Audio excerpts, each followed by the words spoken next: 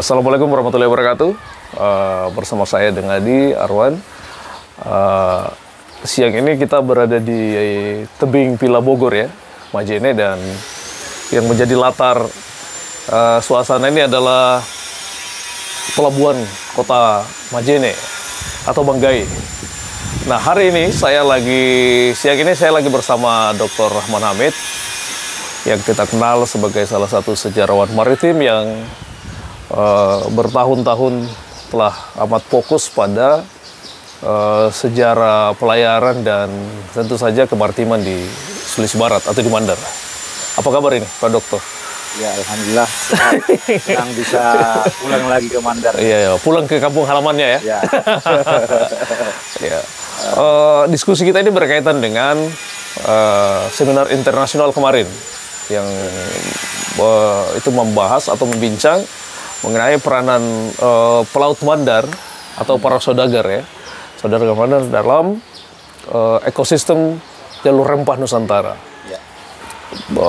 Bagaimana merefleksikan itu di era modern ini ke masa lalu ini sebagai sejarawan itu? Ya, baik.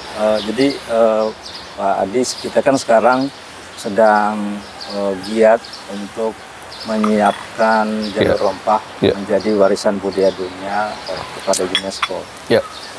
Nah, menuju ke arah sana maka ada berbagai upaya yang dilakukan oleh pemerintah pusat dalam hal Kementerian Pendidikan dan Teknologi dengan bekerja sama atau memberikan support kepada daerah untuk menggelar berbagai event dalam rangka untuk bagaimana kita bisa membangkitkan kembali memori tentang kejayaan jalur rempah di masa lalu.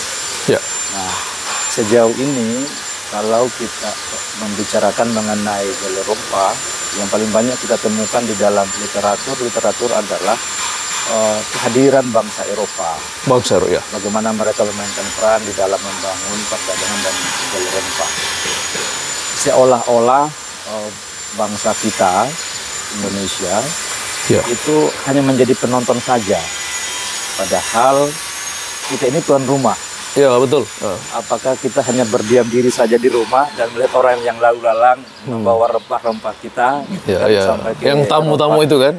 Jadi sebagai tuan rumah yang baik, saya kira pastilah punya peran di dalam memainkan aktivitas itu. Nah, bagaimana mereka kemudian bisa menghidupkan aktivitas agar orang-orang yang datang pun juga bisa lebih enjoy menikmati suasana Nusantara yang kaya raya saat itu. Nah, di dalam proses inilah kita akan menemukan bagaimana peran pelaut Mandar dan saudagar Mandar.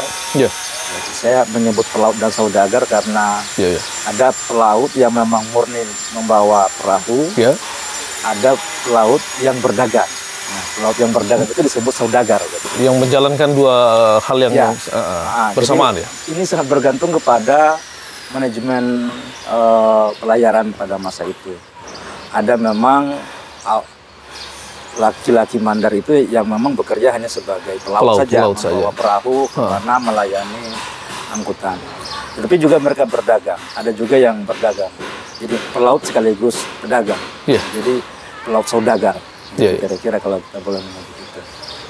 Nah, munculnya Mandar sebagai salah satu aktor di dalam ekosistem jalur rempah Nusantara. Ini merupakan bagian yang tak terpisahkan dari sejarah panjang orang Mandar sebagai suku bangsa bahari di Indonesia. Dalam berbagai literatur sering kali disebutkan bahwa orang Mandar itu adalah pelaut tua terbaik dari Sulawesi. Nah, kalau pelaut tua kan berarti dia punya pengalaman yang luar biasa, pengetahuan dan sebagainya, keterampilan dan sebagainya. Tidak mungkinlah gelar pelaut tua terbaik itu secara gratis diberikan. Betul. Ini adalah satu garansi bahwa mereka punya pengetahuan pelayaran yang luar biasa, yang panjang sekali, merentang dalam waktu yang sangat lama, dan pada akhirnya di awal abad ke-20 kita bisa menemukan dalam ensiklopedia Van Nederland Indie menyebutkan bahwa orang Mandar itu adalah pelaut tua terbaik dari Sulawesi. Ini bukan klaim dari orang Mandar, tetapi orang Belanda yang menulis ensiklopedia Van Nederland Indie menyebutkan bahwa orang Mandar itu adalah pelaut tua terbaik dari Sulawesi yang mempertahankan aktivitas pelayaran dan perdagangan. Nah, kalau istilah ini muncul di awal abad ke-20, ini kan berarti kalau tua itu kan berarti jauh ke belakang. Ya kan? Jauh sekali. Nah, perjalanan ini kita dapat telusuri di dalam berbagai sumber lokal. Literatur manuskrip lokal, dan sebagainya. Manuskrip. Nah, kita bersyukur karena di Mandar ini punya banyak lontar. Nah, lontar ini menjadi sumber yang paling otoritatif untuk memahami kebudayaan Mandar. Nah, dari pembacaan saya pada beberapa lontar, misalnya lontar Patapingan sebagai satu yang sering saya baca, itu menggambarkan bagaimana kebudayaan bahari itu muncul. Ya, dikisahkan misalnya di dalam lontar itu ketika Turijekne yang dengan perahu kecilnya bersama saudaranya itu terbawa oleh air bah hingga dia tibalah di Landa Banua di pegunungan, dan di sanalah dia kemudian bertemu dengan Ipong Kapadang. Dari sini cerita awal mula sebetulnya akar kebaharian orang Mandar kalau kita mau merujuk pada sumber lokal. Nah, kisah ini sebetulnya juga ingin mempertemukan orang laut dengan orang darat, gitu Nah, jadi Turijekne itu kan mewakili orang laut, maritimnya kan? Maritimnya. Sedangkan Ipong Kapadang itu mewakili orang darat. Nah, perkawinan antara Turijekne dengan Ipong Kapadang ini sebetulnya adalah suatu pencerminan bagaimana dunia lautan dengan daratan itu menyatu, bertemu. Dan memang kenyataannya setelah keduanya menikah, lalu kemudian menurunkan penduduk dan raja-raja di Mandar. Kita ketahui bahwa Ipong Kapadang seringkali disebut sebagai Bapak Mandar. Itu bisa kita temukan di dalam misalnya catatan Leitz. Yang mengatakan Ipong Kapadang itu adalah Bapak Mandar. Di sini sebetulnya kita akan memulai untuk melihat bagaimana kebaharian orang Mandar ini. Nah, dalam perkembangan kemudian kisah ini menjadi pintu masuk untuk menemukan bahwa perahu yang dipakai pada masa itu berukuran kecil. Karena ketika Turijekne dan saudaranya itu terbawa oleh air sampai ke Landa Banua itu kan perahunya kecil. Hanya menceritakan dua orang gitu. Hanya menceritakan dua, tidak menceritakan banyak orang. Dan katanya itu dalam satu perahu. Nah, kita bisa bayangkan kalau dua orang dalam satu perahu pasti perahunya kecil. Mungkin perahu dalam ukuran besar dan di situ ada dua orang saja. Nah, lalu kalau kita kaitkan kisah ini dengan pengetahuan masyarakat lokal tentang perahu-perahu di Mandar, ini punya koneksi karena kita ngambil contoh di Majene ini, yang pada logo pemerintah Kabupaten Majene itu kan ada perahu Olang Mesa. Nah, dan perahu Olang Mesa itu kan ukurannya kecil. Nah, dari sini sebetulnya kita bisa tahu bahwa perahu yang dipakai oleh Turijekne bersama saudaranya yang kemudian terbawa air itu kemungkinan adalah Olang Mesa. Karena dari pembacaan saya dari sumber-sumber lokal, inilah kisah pertama yang menyebutkan tentang terdamparnya dua anak manusia dengan perahu. Nah, sesudah itu baru kita akan menemukan kisah-kisah yang lain. Nah, seiring jalan waktu, Olang Mesa ini kemudian dipakai untuk kepentingan transportasi dalam jarak yang dekat, dipakai di sungai, kemudian di tepian pantai. Kalau macam kita di kawasan ini, ya kan, ya dia paling dipakai untuk di sekitar kawasan ini. Antar antar kawasan ini, pesisir pantai saja. Bahkan di masa Hindia Belanda, orang-orang Belanda itu pernah mencatat bahwa di teluk ini, di teluk Majene ini, pada malam hari itu ratusan perahu nelayan yang sedang memancing di bawah sini. Dan itu mereka menggunakan lampu. Sehingga seperti larong gitu ya. Kampung terapung. Kampung terapung gitu ya. Seperti kampung terapung. Ya, nah, perahu-perahu yang mereka gunakan itu adalah olang misa. Ya, karena perahu memang didesain untuk kepentingan transportasi jarak dekat, tidak untuk jarak jauh. Nah, seiring perkembangan waktu, lalu orang Mandar memproduksi perahu jenis pakur. Pakur ya. Nah, itu lebih besar dari olang mesa. Dan saya kira itu adalah pengembangan dari olang mesa, karena kan olang mesa ukurannya kecil. Nah, ketika menjadi pakur itu sudah lebih besar ukurannya, cadiknya sudah lebih besar dan sudah menggunakan layar yang bagus.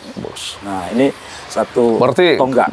Dengan layar yang lebih besar mungkin, berarti rutenya jauh lebih. Ya, rutenya sudah pasti akan lebih jauh lagi. Daya jangkaunya lebih jauh lagi. Terus bagaimana? Kemarin kan kita membahas itu tentang pola perdagangannya, pola pelayarannya. Ya. Bagaimana sebenarnya mengurutkan itu? Kemana sebenarnya pelaut-pelaut Mandar ini pergi gitu? Ya, dan berlabuh gitu. Yang pertama begini, karena orang Mandar ini berada di depan Selat Makassar, maka setelah dia meninggalkan pantai Mandar, sebetulnya kan dia sudah mengarungi Selat Makassar. Kalau saya sih memahami ini sebagai inilah awal mula Pasaklah. Artinya orang yang mengarungi selat. Ya kan? Halaman depan kampungnya orang Mandar ini ke selat. Ya. Sehingga siapapun yang akan meninggalkan Mandar lewat laut pasti Pasaklah namanya. Semua disebut sebagai Pasaklah. Semua akan disebut Pasaklah karena Pasaklah itu artinya orang yang mengarungi selat. Nah, selat pertama kan Selat Makassar. Sebelum nanti akan mengarungi selat-selat yang lain. Jadi menurut saya gelaran Pasaklah itu tidak merujuk pada selat yang ada di Singapura atau Malaysia atau di Malaka saja. Atau di Malaka ya. Justru itu adalah gelar pertama orang Mandar setelah meninggalkan pantai Mandar. Sebagai pelaut ya. Sebagai pelaut. Pasaklah. Jadi semua orang Mandar yang menggunakan perahu lepas dari pantai Mandar itu Pasaklah, artinya orang yang mengarungi selat. Gitu ya. Dari selat ke selat gitu. Dari selat ke selat ya Pasaklah dia. Tapi Pasaklah pertamanya itu dari Selat Makassar. Nah, ini kan seringkali dipahami hanya ketika pelaut-pelaut Mandar itu nanti ke Tumasi, ke Singapura melewati selat disebutlah Pasaklah dia ketika sana. Enggak. Semua pelaut Mandar yang meninggalkan Mandar itu melewati Selat Makassar itu Pasaklah namanya. Pokoknya kalau dia sudah melewati diameter anunya itu Selat Makassar Pasaklah dia kan. Itu. Ini kan seringkali ada yang mengatakan, oh itu ketika mengarungi ke Malaka, kemana karena banyak selat. Kita lupa bahwa halaman depan rumah orang Mandar itu Selat Makassar. Dan semua selat yang dan memang pelayaran yang paling bagus itu adalah mengiringi selat. Nah, itu satu hal yang perlu kita catat. Nah, lalu bagaimana kemudian orang Mandar membangun relasi ke jalur rempah? Ini erat kaitannya dengan keberadaan pelabuhan yang ada di Makassar. Kalau kita membaca di dalam lontar atau sumber-sumber lokal di Mandar, kisah mengenai koneksi antara Mandar dengan Makassar, itu sekitar akhir abad ke-15, 1400-an. Nah, di dalam lontar disebutkan bahwa ada para pedagang Makassar yang datang ke Mandar, lalu kemudian di dalam proses mereka berdagang itu ada salah seorang dari putri orang terkemuka dari Napo, yang bernama Irerasi, mengikuti perahu-perahu Makassar yang kebetulan singgah di daerah Mandar di wilayah Balanipa. Nah, proses ini kemudian membuat Irerasi itu bisa tiba di Pelabuhan Talo. Tidak di Sumbawa. Belum ada Sumbawa. Karena Sumbawa belum ada. Belum ada ya. Yang mendesain Sumbawa itu nanti ada Raja berdarah Mandar nanti. Kan?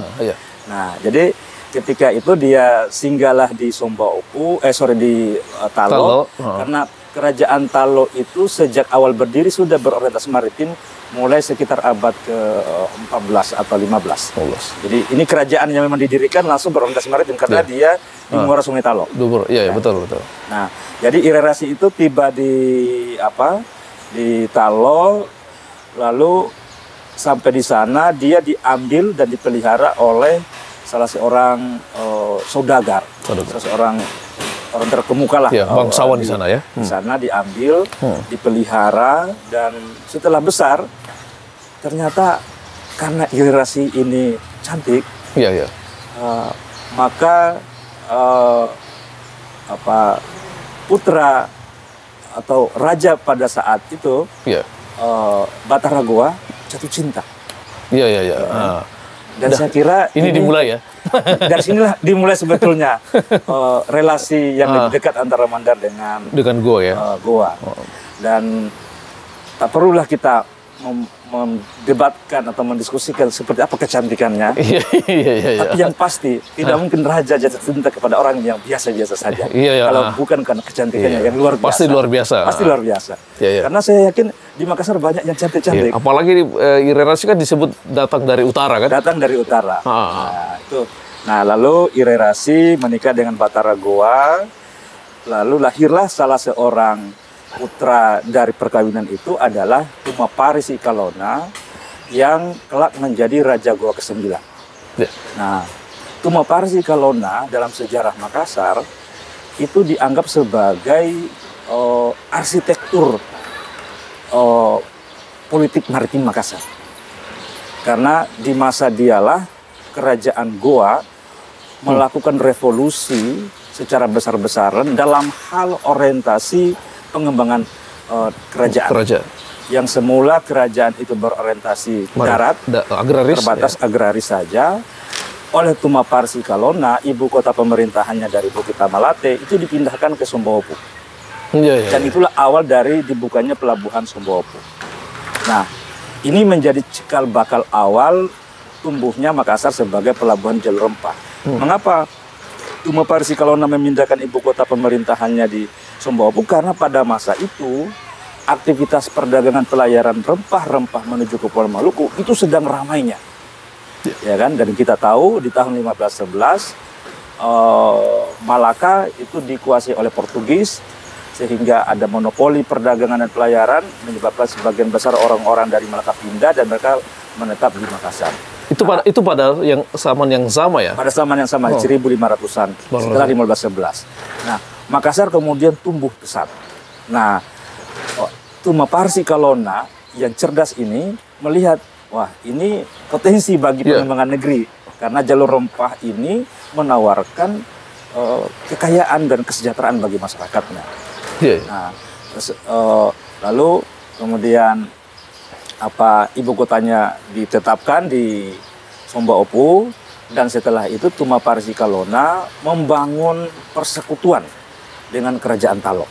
Jadi sebelumnya Talo dengan Goa seringkali berperang, bersaing.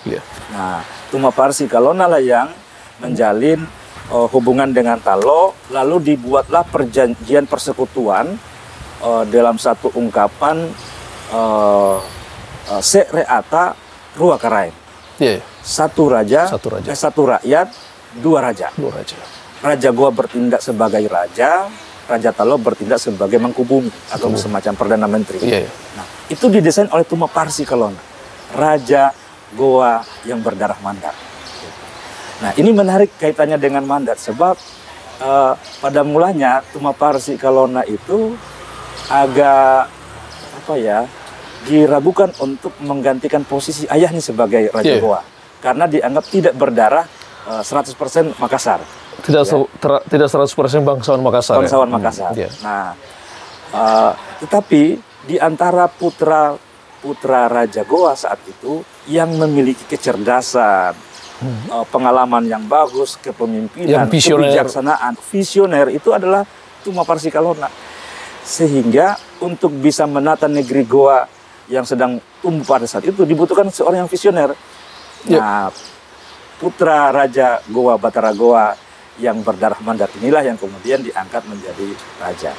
Nah, lalu apa yang menarik dengan keberadaan Tumapari Sikalona ini? Di dalam sejarah Mandar kita menemukan bahwa tak lama setelah Irerasi di Makassar dan punya putra, lalu datanglah salah seorang putra tokoh terkemuka ya, bangsawan di tanah Mandar di Napo ya, yaitu Imanyambungi Todilalem. Dia datang ke Makassar yang kisahnya itu mirip dengan Irerasi, juga ikut perahunya orang Makassar. Ya, ikut perahu orang Makassar, tetapi kali ini dia tibanya di Somboopo. Karena yang datang orang Goa, ya kan, orang Goa singgahnya di Somboopo. Nah, ketika Imanyambungi tiba di Somboopo, lalu dia disampaikanlah kepada raja bahwa ada orang yang ikut dalam perahu dan berasal dari utara, tepatnya dari daerah Mandar. Mendengar kabar itu, tentu raja merasa bahwa jangan-jangan ini keluarga istrinya, gitu kan? Sehingga tanpa banyak basa-basi diterima, disambutlah dia masuk ke istana dan tinggallah di istana Goa. Nah, seiring waktu, karena seorang pemuda yang gagah perkasa, yang juga punya banyak kelebihan, seorang pemberani, Tobarani gitu. Lalu dia mulailah mengabdi kepada Goa, menjadi laskar Goa, menjadi penasehat, bahkan sempat memimpin pasukan untuk melakukan berbagai ekspedisi yang dilakukan oleh kerajaan Goa. Nah, walhasil Todilalem ini telah memberi kontribusi di dalam pembangunan kerajaan Makassar sebagai kerajaan orientasi maritim. Nah, ini adalah masa-masa yang paling bagus ketika Makassar sedang tumbuh sebagai kerajaan maritim, sebagai pusat perdagangan, pelayaran rempah pada masa itu.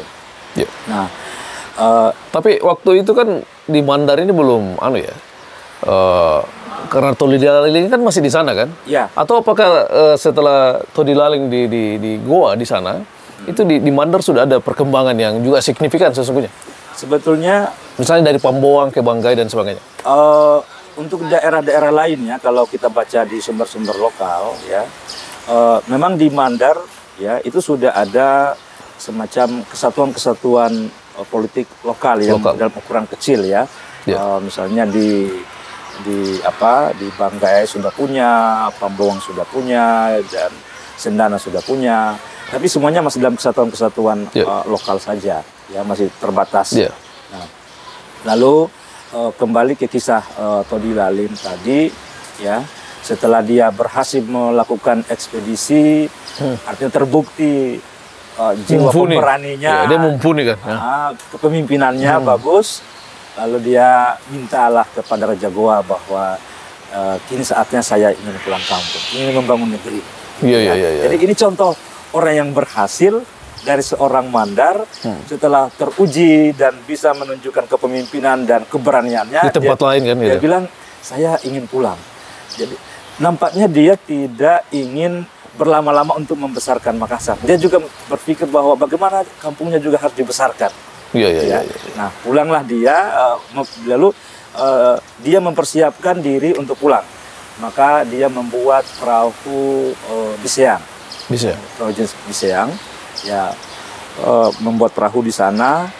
Dalam proses pembuatan perahu itu, entah seperti apa bersambut, ada saudara-saudaranya dari Napo datanglah ke Makassar. Banu Kayang itu. Untuk menjemputnya. Jadi nampaknya orang-orang di Mandar juga merindukan sosok ini. Kan? Kami sudah lama ditinggal dan kabarnya dia sudah menjadi orang terkenal di kerajaan Goa. Dan di Mandar, daerah Mandar itu terjadi kekacauan. Jadi situasi yang kacau ini membuat orang-orang Mandar merindukan sosok yang bisa mengatur dan bisa mengendalikan situasinya. Dan mereka tahu bahwa di istana Goa ada putra Mandar yang gagah perkasa, yang pemberani, yang punya kepemimpinan yang bagus. Nah, ini cocok. Nah, jadi dengan kata lain,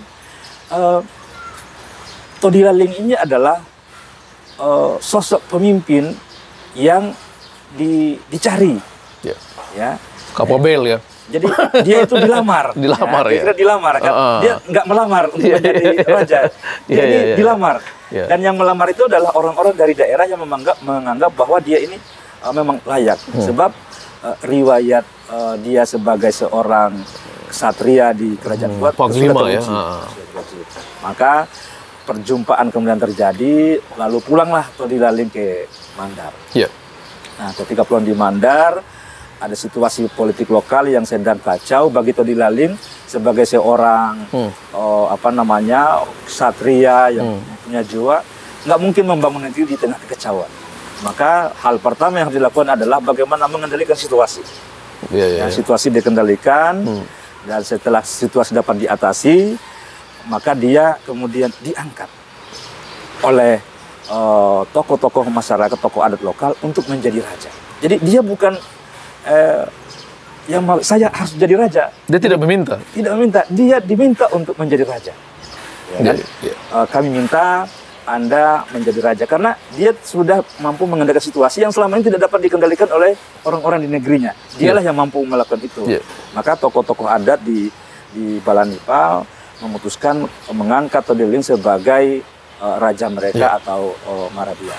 Nah, dari proses awal ketika Todi Lalin diangkat menjadi Maradia, lalu dia mulai menata kerajaan Balanipa.